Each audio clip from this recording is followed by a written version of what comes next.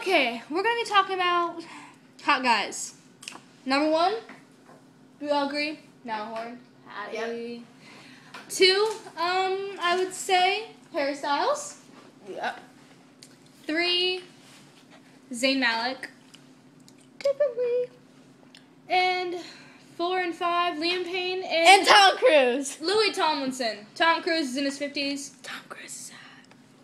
She was The next, Taylor Lautner. He's a legend and he's hot. Let's see. Oh yeah, Boo Boo Stewart. He's cute. He's not delicious. You're not Sorry, delicious. this one over here, just ignore her because she has no taste.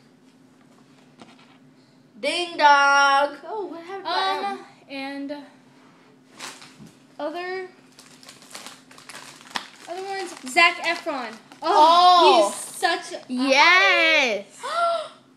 Tom Cruise. Fine, for her sake, Tom Cruise, which is in his 50s.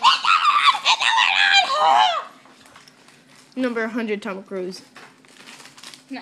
You can't see me. See, you can't see me. Okay.